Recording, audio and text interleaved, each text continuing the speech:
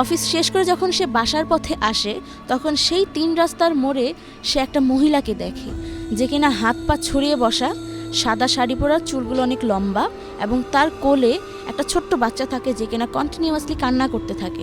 আমি মাঝে মধ্যে দেখি কি আমাদের বাড়ির চারপাশ দিয়ে কী জানি ঘোরাঘুরি করে, মানে এরকমভাবে যখন তারা কথা বলতে শুরু করে তখন সেই ফ্যামিলি হাসি ঠাট্টা করার যে একটা ছোট্ট যে একটা আসর বসছিল, সে আসরটা হঠাৎ করে ভূতের আড্ডার আসর হয়ে যায়। তখন সে বলে যে কিরে দোস্ত তুই কোথায়? বলে আমি তো বাসায়। বলে তাহলে তোর বোন এত রাত্রেবেলা ছাদে কি করে? ওকে দেখতেছি ছাদে দাঁড়ানো। এটা শুনে ভাইয়া প্রচণ্ড ভয় পায় যে কি হলো, ও তো আমার সামনেই বসা। তখন বলে যে না, মাইমুনা তো আমার সামনেই বসা, ও তো খাচ্ছে, তুই ছাদে কাকে দেখলি?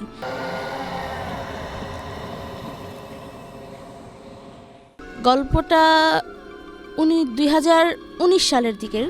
তার ফ্যামিলি মেম্বার হিসেবে সে এবং তার বড় ভাই, তার বাবা মা, সে তার বাবা মার ছোটো মেয়ে এবং তার 3 চাচা সবাই মিলে একসাথে হ্যাপি একটা ফ্যামিলি।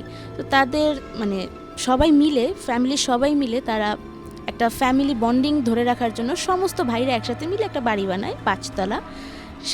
এই ঘটনাটা মূলত এই বাড়ির সাথেই এবং এই বাড়িকে ঘিরেই।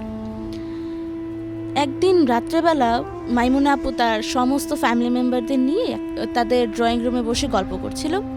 এমন সময় হঠাৎ করে তাদের পাশের বাড়ি থেকে একটা চিৎকার শোনা যায়, বিকট জোরে একটা চিৎকার, এত জোরে চিৎকার যে তারা সবাই ভয় পেয়ে যায়। তখন মাইমুনা আপু তার 2জন চাচাতো ভাইকে পাঠায় পাশের বাড়িতে কি হয়েছে সেটা জানার জন্য। যখন তারা পাশের বাড়িতে যাওয়ার পর জানতে পারে যে তাদের পাশের বাড়িতে যে আঙ্কেল আন্টি বা কাকা কাকি যেটাই বলি, তো সেই কাকা হচ্ছে তাদের বাসার সামনে 3 রাস্তার যে মোড়, তাদের বাসার সামনে একটা মোড় আছে 3 রাস্তার।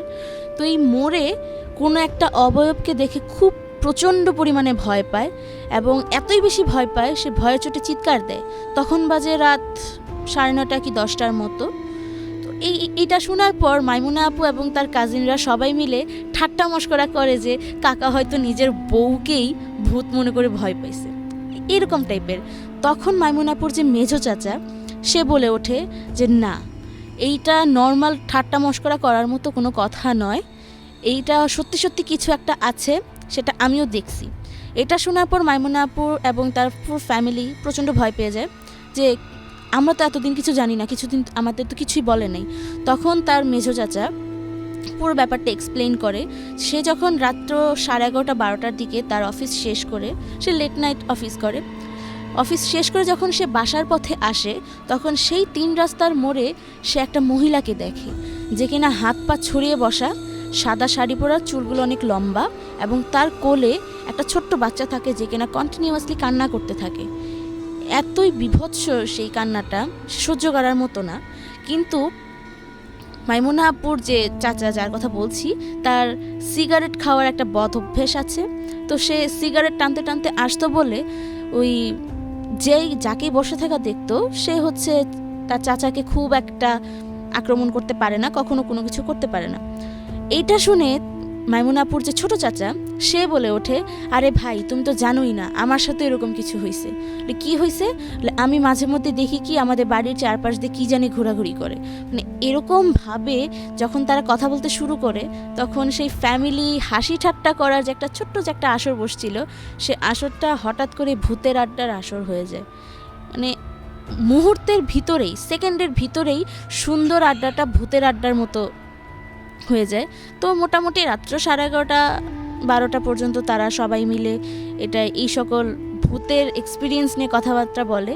বাসার মেম্বার যে এক রুম থেকে উঠে অন্য রুমে যাবে তারা কিছুতেই কিছু করার সাহস পাচ্ছিল না, তারা প্রচণ্ড ভয় পাচ্ছিল। পরে তাদের কিছু একটা হয় যে না, এবার বাসায় ঘরের ভিতরে যাওয়া দরকার। মনের মধ্যে সাহস নিয়ে তারা বাসায় চলে যায়, তাদের ঘরে চলে যায় আর কি। এরপর মোটামুটি 1 সপ্তাহের মতো চলে যায়। দেন হঠাৎ করে রাত্রেবেলায় 7টা-8টার দিকে, রাত্র 9টা-10টার দিকে ডিনার করতে বসছে তারা সবাই। তখন ওই মাইমুনাপুর যে বড় ভাই তার কাছে একটা ফোন করে তার ফ্রেন্ড। তখন সে বলে যে কিরে দোস্ত তুই কোথায়? বলে আমি তো বাসায়। বলে তাহলে তোর বোন এত রাত্রেবেলা ছাদে কি করে? ওকে দেখতেছি ছাদে দাঁড়ানো। এটা শুনে ভাইয়া প্রচণ্ড ভয় পায় যে কি হলো, ও তো আমার সামনেই বসা। তখন বলে যে না, মাইমুনা তো আমার সামনেই বসে, ও তো খাচ্ছে, তুই ছাদে কাকে দেখলি?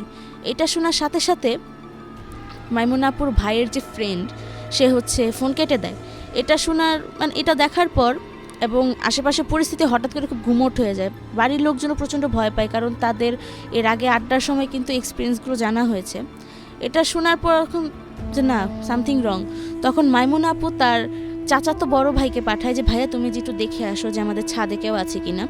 এখানে একটা কথা বলে রাখি, তারা যে 3 ভাই 3 চাচা সবাই মিলে যে একটা বাড়ি বানিয়েছে, যেটার মধ্যে মাইমুনাপুরা থাকে। মাইমুনাপুরা থাকে হচ্ছে নিচতলা, এবং যেই চাচাতো ভাইয়ের কথা বলছি তারা থাকে হচ্ছে 4 তলা। তো ছাদের কাছে বাসা, তাই মাইমুনাপু ফোন দিয়ে বলে যে ভাইয়া তুমি যে একটু দেখে আসো। দেন মাইমুনাপুর কথা শুনে মাইমুনাপুর সে কাজিন ছাদে যায়, ছাদে যেয়ে কাউকে খুঁজে পায় না। এখন এইটা যখন আবার ফোন দিয়ে মাইমুনাপুর আপন ভাই কথাটা বলে, তখন তার ফ্রেন্ড বলে না, এইটা কিভাবে সম্ভব, আমি নিজের চোখে দেখছি এখানে মাইমুনা দাঁড়ানো। এটা দেখে আমি তো প্রচণ্ড ভয় পেয়ে যাই, যার ফলে আমি দৌড়াই চলে আসছি তুই যখন বললি যে ও খাচ্ছে, কিন্তু এটা কি করে সম্ভব, আমি তো ছাদে দেখছি কাউকে দাঁড়ানো। পরে ভাইয়া প্রচণ্ড ভয় পায় যে কি করা যায়। এখন মাইমুনা আপুকেও জানানো হয় কথাটা। মাইমুনা আপু প্রচণ্ড ভয় পেয়ে যায় যে না এসব কি হচ্ছে। তখন আশেপাশের মানুষজনের সাথে কথা বলে জানতে পারে যে মাঝে মধ্যেই নাকি বাইরে থেকে মানুষ যখন হেঁটে হেঁটে আসে তাদের বাড়ি ক্রস করার জন্য, যখন ওই 3 রাস্তার মোড়টা তারা কভার করে, যখন তারা ওইখান থেকে বের হওয়ার চেষ্টা করে, ওই সময়টাতে তখন তারা দেখে যে মাঝে মধ্যে হয় মাইমুনা আপুদের বাসার ছাদে কেউ একজন দাঁড়ানো, না হলে 3 রাস্তার মোড়ে কেউ একজন বসা। এখনও অবধি কেউ জানতে পারেনি যে মাইমুনা আপুদের ছাদে যে দাঁড়ায় থাকে এবং 3 রাস্তার মোড়ে যে বসা থাকে তারা দুজন এক ব্যক্তি কিনা। কারণ আলাদা আলাদা টাইমে ঘটে, আলাদা আলাদা সময়ে ঘটে, এবং আলাদা আলাদা মানুষজন সেটা দেখে। কখনোই তারা এটা বুঝে উঠতে পারেনি যে দুইজন এক ব্যক্তি কিনা। মাইমুনা আপুদের ছাদের বিবরণটা আমি দিলে একটু বুঝতে সহজ হবে। মাইমুনা আপুদের বাড়ির ছাদে 3টা টাঙ্কি, 3টা হচ্ছে তার চাচাদের, এবং পিছন দিকে উপরে 2টা যেটা মাইমুনা আপুদের। ওই যেখানে 2টো টাঙ্কি সেখানে নাকি ওই অবয়বটাকে দেখা যায়। তো এটা দেখে মানুষজন স্বাভাবিক প্রথমে যারা জানে না তারা ভয় পায় যে ওইখানে মাইমুনা আপু কী করছে, কারণ ওই ফ্যামিলিতে একজনই মেয়ে, বাকি সবাই হচ্ছে কাজিন ব্রাদার। তো পরে যখন আস্তে আস্তে মানুষ জানতে পারে ব্যাপারটার কথা, তখন তারা প্রচণ্ড ভয় পায়। অনেক চেষ্টা করা হয়েছে এটাকে ঠিক করার, কিন্তু কিছুতেই কিছু ঠিক হচ্ছে না। এখনও মাঝে মধ্যে দেখা যায়। মাইমুনা আপুরাও এখন খুব সতর্ক, মানে অভ্যেস হয়ে গেছে এক প্রকারের, খুব সতর্ক থাকে যাতে মাইমুনা আপুদের কোনো ক্ষতি তারা করতে না পারে। তো ভাইয়া এটা হচ্ছে আমার প্রথম ঘটনা। জাগো এফএম এর অ্যাপ এখন পাওয়া যাচ্ছে অ্যাপ স্টোর এবং প্লে স্টোরে।